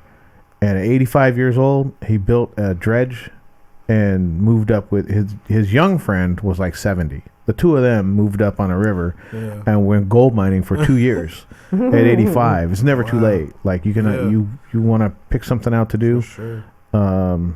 I remember people were saying that about when I went back to college, and I was trying to explain this to my kids. Is that it never gets easier to go to college. You know, when you're 18, 19, 20, you probably don't have kids, you probably don't have a mortgage, you probably don't have, you know, an elevated career. So it's a lot easier to go to school. And then when you say, I'll do it later, I'll come back later, that's tough to do when you're, you know, 40, 45, whatever. It's not impossible, but it's just more difficult. When I was thinking about going back, I didn't finish when I was young. I was thinking of going back. I was 39, and I was like, I went to school, athletics, that stuff didn't work out, and I just left the stuff there. And I was like, man, it's not even 2 years. Like, it's going to take me 4 years to go back and finish those 2 years. And my dad said, well, wow, how old are you going to be in 4 years? I'm like, I don't know, 43, 40, you know, however old. And he goes, well, you'll be 42 or 43 with a degree or without a degree. Those 4 years are going to pass anyway. And I was like, yeah, you're right. So I ended up going back, but it was much harder at that time than to not waste the money and the time and everything when I was younger. But yeah, that's right. You're right. It's never too late. Do you still cook? Late. Are you? Well, sometimes I'm trying to focus on that. How can I get my health back in order? Or even that's important, I think, in the work that we do, is like modeling the things that we want the students that we're around to see. So that's what I'm trying to do, is focus on health. How can I be better and take care of myself? That's a big thing. It's a big thing for our people, is self-care. And I think that physically is part of it, but mentally is part of it. You know, I think that, you talked about it's we're of service in the community. How do you put yourself first at times? I think that's difficult. And it's if we value like the work that we do, and it means so much to us that we want to do it for a long time. And the only way that we can do that for a long time is if we're taking care of ourselves. You know what I'm saying? And we have to be super conscious of that. And I think, me and Lance, we always have like these conversations of like, how do we do that? You know what I'm saying? How do we be adamant about that? And to be honest, like, it's a struggle. It's my God, struggle. I'm with you. Like, how do you put yourself first? That's tough sometimes when you're talking about, kids and career and commitments and all these things. It's like, we had the conversation with Britt Afu, and she was moving to Salt Lake, and I had that talk of like, you've got to be as great as you're supposed to be for you to help as many people as you can. So if you shorten your greatness, if you dim your candle, if you do whatever that doesn't allow you to achieve what you're supposed to be, you won't help as many people as you can, because she was talking about her family, she was talking about loved ones and those kind of things and helping them. And I remember it's a cafe wellness, and we had the talk of like, you've got to be as great as you're supposed to be for you to help as many people as you're destined to help. If you don't become what you're supposed to become, you're not going to be able to help as many people. And I think that's the difficult thing, is to become as great as I'm supposed to be so I can help more people. And sometimes you got to be kind of what some people might think is selfish when you're doing self-care, when you're doing things for yourself. Sometimes people, would look at that and go, well, you should be over here doing this. No, I've got to take care of myself to, to be here 20 years from now, or to help those people. That's difficult vision to see. I do think that some people use that as an excuse, that if I don't do these things, then I have I could have been. And I didn't because of this. Like, they have that built-in excuse to not win. Yeah. You had talked, Professor. You had talked about earlier. One of the questions coming in from the YouTube chat was about getting the programs into elementary school or junior high, and your response wasn't so much that they're not accepted or it's hard to get into that. You're saying we need more administrators, we need more teachers and people to hold those positions. How do you think we get that? How do you think we get there? Well, I mentioned Ursula Antiatonga earlier, who's actually working in San Francisco Unified as a recruiter. And so that's one way that community has come together. There was a resolution that was passed last year in the district to continue to build with this initiative, to continue to build in the district to support Native Hawaiian and Pacific Islanders. So there are different positions that are in that resolution, including Ursula's position, to just create spaces and find ways to do that, implement that curriculum. So I think it's coming down the pipeline of right now we're working on a pipeline that'll help students from K all the way to college, with Pacific Studies at the four-year university that we work at and go to, and then City College of San Francisco. Now the students who actually take the class at Balboa High School, it's a community college credit class. So they get 10 units for high school, and then they get 3 units for college. And so I think eventually we'll have middle school programs, we'll have elementary school programs. It's just not even just the administrators, because it's getting there too. People who want to get their credential to teach these classes, that will eventually come down in the pipeline. But if we're creating an opportunity and then the workforce isn't there, how are we going to have trained people to meet the demand, and be ready for that? And I think if you end up with the courses but not enough of our people to teach them, then you're going to end up having somebody who doesn't look like them teaching the class. The other dilemma too, though, is housing, right? So I think we know a lot of students that you're finally able to see what a professor might look like, and you're like, I really want to do that. But it's not all romantic in the sense that I can even afford housing if I'm in that. It looks glamorous, but say if we want to be professors, you can't get a full-time position with benefits, or afford housing teaching one class, right? Exactly. And there aren't a lot of classes, or if you're gonna pursue being a high school, elementary, K-12 teacher, can you afford housing in San Francisco to teach, or will you be commuting from miles and miles away to just to come and it's just all of these different layers of issues or conversations that we can have to address what's going on in our communities. The free college in San Francisco, the is it just City College, or is it all colleges within the city limits of San Francisco?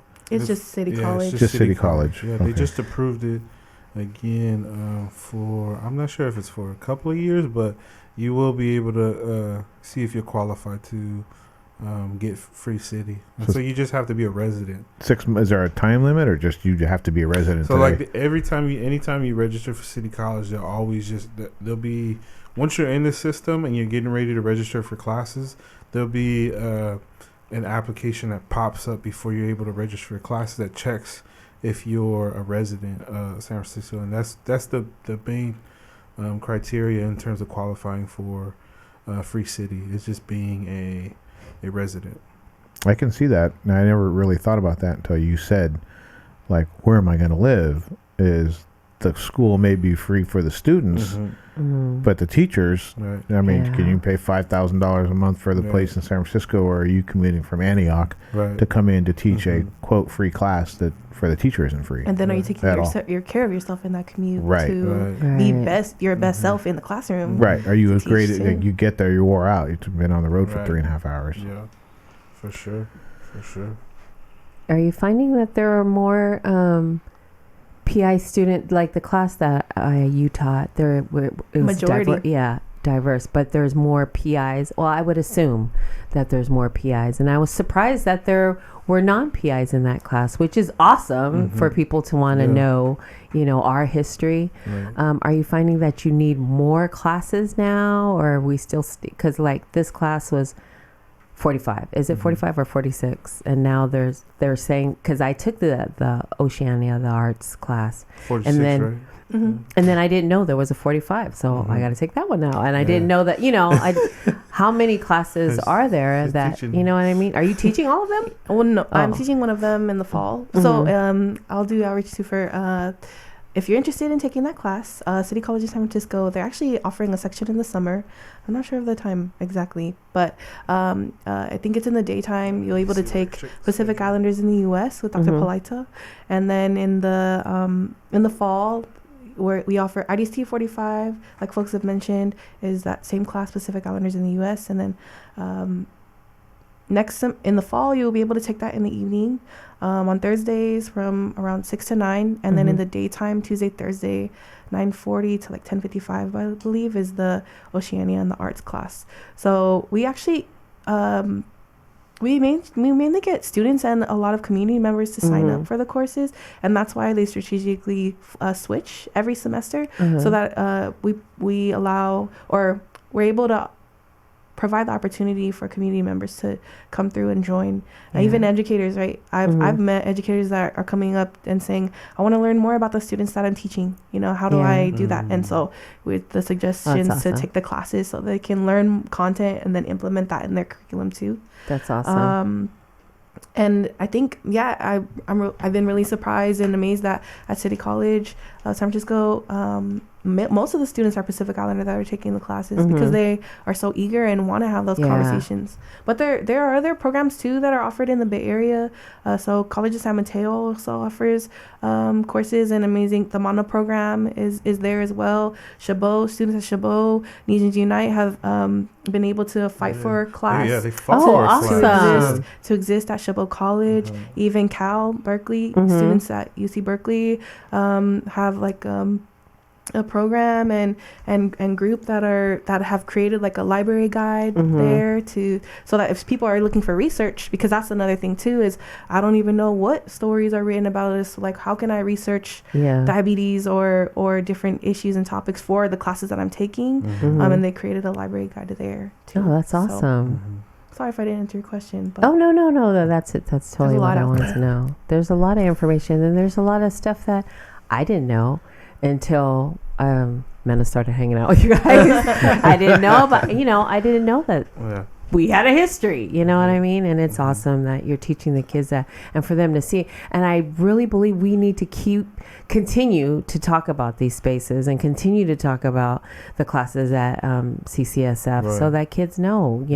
I didn't know, and I'm old, so I didn't know. But I think it's awesome for people to know that. You want to learn about your history, your history, and learn about it from people who are telling the PIs that are telling the story, not what you're reading in books. And like Margaret Mead, I was like, oh, she wrote about it. And then to read the story and then to find out her history, I was like, that is not a good book. I was like, that is not a good book. People will use this. They use that to describe that we're, all we've ever, when people, not, I'm just saying, sometimes people describe us as savages, and it for example, like when the colonizers came to the island, we use a spear, we grab the fish with our hands, where they thought that was crazy, and savages do that because we use a fishing pole and you do it, this way, and just because it was different than the way that they did it, we were considered savages. I love that. I learned that in class. So it's just, we're not savages. It's just we did it different than what colonizers. Right. You know, it's their description of what we were. Oh, I'm such a proud teacher. You did good. You did good. So it's, I always, that is what I got out of it. It's not that we're savages. Is we did things different than what people considered normal. Mm-hmm. So We have another question coming from Las Vegas. Hey, that's what's up. That has a really big Polynesian community in Las Vegas. When I lived in Hawaii, the number one place that To people go. from Hawaii Yeah. they moved on the mainland was Las Vegas. Right. So the question is, how can we get programs like SCDC, PIYA out here in Las Vegas? Oh. I think that's a tough question because a tough there's a lot of question. funding and things that go into like SCDC, for example, and that's a 20 plus year old Wow, program. that's a crazy. Right. I think that a lot of that relies on the community to start. For you know what I sure. mean? For It's sure. not, they're things that aren't 20 years old. SCDC had to start somewhere. Right. Community leaders Unity coming had- together. Community Yeah. leaders, Right. yeah. I think that really is those specific programs. I think would need to be the community saying, We need we need to this, put something yeah. together. Not that it can't happen, but you, whoever's asking the question, you or someone that you know, have to take the first step. Right. It's important for them too, Yes. who are there to do it, because Yes. like if they ask somebody to come here, we don't know the context of Las Right. Vegas. Yes, you know, yes.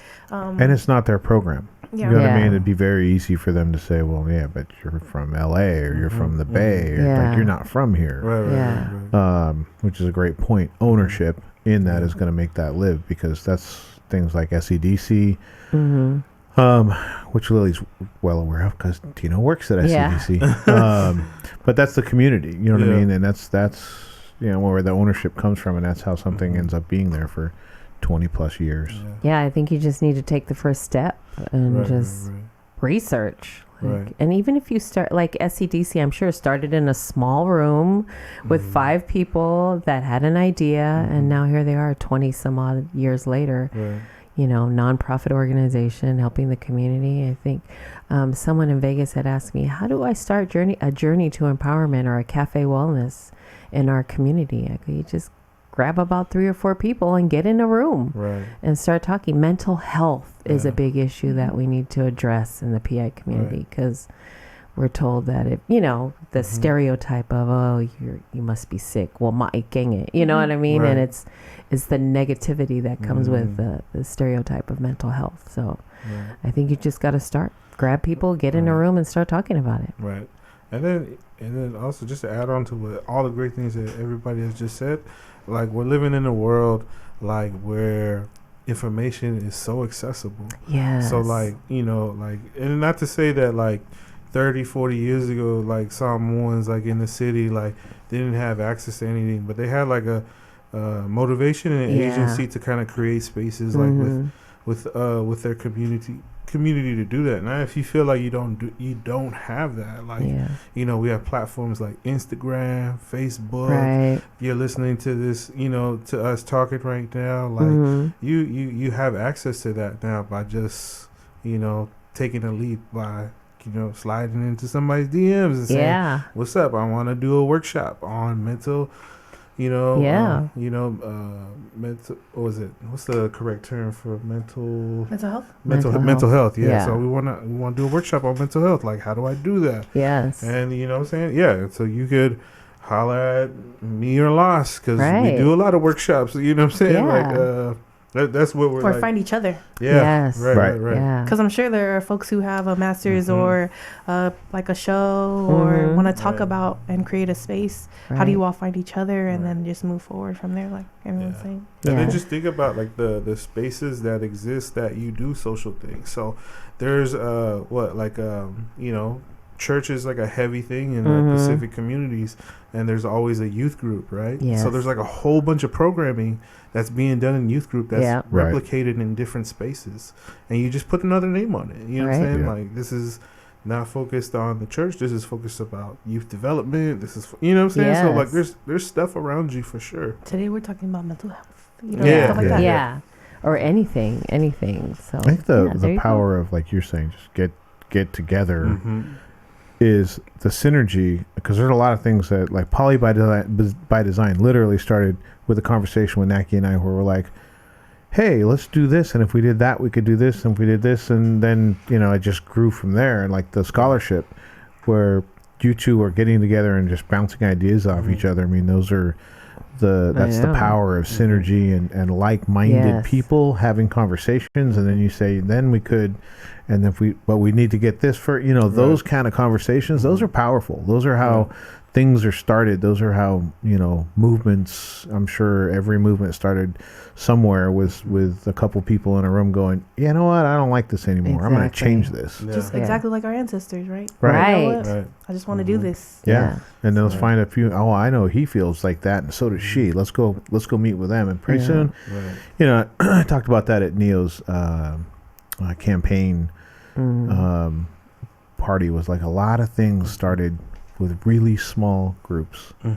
Really small groups. And they're powerful when they're committed people. When they have, it doesn't take, you know, 10,000 people that are committed. It takes, you know, 20 to maybe 100. It depends on the size of the movement. But you get things like the American Revolution, Mothers Against Drunk Drivers, a lot of the legislation. Those things are started. The Mao movement. The Mao movement. Yeah. Small group of people. Passionate about something, and they're able to inspire other people, you know, in that vision. But it doesn't take, you know, you don't need to gather million. Just takes two people really to get the conversation going. That's it. These two people. Right. There they are. We got them in our studio today. These two people right here. Yeah, we love the work that you're doing. We love how you're inspiring everyone. Everyone. Same here. We're so honored to be here, and thank you for having me. Oh my gosh. We went to, we go to the Samoan language culture class, and we were talking to Tama last class earlier, and we're like, yeah, we go to school, and Professor Loi-On, he's like, what did you say? And you were in the class. He's like, Lassie is a professor? We're like, yes, Lassie is the professor that is teaching that class. And he was like, oh my God, we have such amazing people. And I was like, Professor Lassie teaches the class. She not came up to me. She was like, oh, professor. And yeah. Like, man, who told? That was me. That was me. But it's awesome. And I like to say that I did that. So at the class, Florence Massoli and her grandsons were there, and one of them is a junior in high school, and I said, oh, what college is he going to? She goes, oh, he's only a junior. And I go, but it's good to talk about where he's going to go to. I go, see that girl over there that's talking, and you were I don't know who you were talking to, and she goes, oh yeah. And I go, that's Professor Lassie. You should talk to her about Pacific study, you know, so that her grandson DJ can learn about Pacific study. And she was like, oh my God. And I was like, amazing. Yes, let him see what a professor. And I always do that. I go, this is what a professor looks like. Yeah, for sure. Thank That's you. awesome. Yeah. I introduced her to Jake as Professor Loi-On, and she looked at me like, Lassie. I introduced you to my cousin at class. He was sitting next to me. Oh, that's okay. Yeah, it's both our cousins, and I introduced you as Professor Loi-On, and you kind of looked at me like, Lassie works. No, I'm still trying to deal with the imposter-ness of it all, I think. But no, I recognize the power that it has, and I appreciate it. Yeah. No, when we talk, I've been talking to people all week. I'm like, oh, you got to tune in because we have Drew. He's working on his master's, and Lassie is professor. We have a PI professor and a PI candidate. Man working on his master's. We have to show our kids what we look like because, you know, like I grew up like nothing. I had no example. So it touches my heart. Okay, it touches my heart to see your faces and kids that see that I look like this. You know, I could get my master's if I want. I look like her. I can. You mean I can be a professor? Yes, you can. Yeah. So I appreciate and love the work that you guys are doing. Thank you. There you go. So we wanted to thank you for coming on this morning. Like I just did my whole blubbering shit on you. No, I appreciate perfectly fine. I appreciate the work that you guys are doing. Thank you, and thank you again for taking men under your wing, and every single CCSS student that hangs out with you, and you share your space with them. Is there any shout outs and besides Wayfinder, tell us about that again, and the deadline and where they can go. All right, so the application is open to apply. The application closes August 31st. A couple of the requirements: you have to be enrolled in a university or community college, like in the state of California. You must have completed already a semester or a year in the community college or university. You have to have at least a 2.0 and be of Melanesian, Micronesian, or Polynesian descent. And the application is open until August 31st, which includes like a Google form with like three short, not essays, but a written portion, video submission, and your college transcripts. And if you want to support this scholarship but don't identify as a student, if you go to the Wayfinders website, which is fearlesswayfinders.com, and purchase gear from the Wayfinders website, proceeds to those purchases go to fund one of the $1,000 scholarships that we're offering. So we're offering two scholarships, and if you would like to support it, you can support it by supporting the Wayfinders brand by going to fearlesswayfinders.com and purchasing some fresh gear. If you follow us you can follow us on Instagram. We're gonna be Fearless Wayfinders. At the fearlesswayfinders.com. Or not .com because it's an IG page. at Fearless Wayfinders. And man, check their gear out. Like, you can look stuff. cool and support. The scholarship. I just have to do my really quick. Essence of Mana is a parenting project that is brought to you by Asian American Recovery Services, designed and facilitated by Asian Pacific Island health and wellness professionals. It provides support for Pacific Islander parents and caregivers so that communication tips and skills can be developed. The goal is to add love and nurturing to the PI family dynamic. Everything is free. Youth activities, parking, classes, and food are all there. All that's missing is you. For more details, go check out Essence of Mana's Facebook page for when the next class will be starting up. Support for our broadcast comes from Utopia, Asian American Recovery Services, and all my Usos. By the way, their barbecue is in August, third week of August. I'm gonna be there. Yeah, Gilman Park. Come by and say hi to Drew and Lassie, and we'll be there too. It's a great class. Go apply to the Wayfinder Scholarship or donate, buy some gear. Proceeds will go towards the scholarship. Lassie, Drew, thank you so much for coming down. We appreciate you. We appreciate your time. Thank you for turning into the Faika podcast. Please follow PBD on all social medias. Tune in every Sunday from 10 a.m. to 12 noon. Subscribe to YouTube and have a great week. And we'll check in with you next Sunday. Come back to FICA with us. Good. Awesome. Right. Thank you so much. Thank you for having us. Thank you for having us. Oh my God, that was awesome. We wanted to ask y'all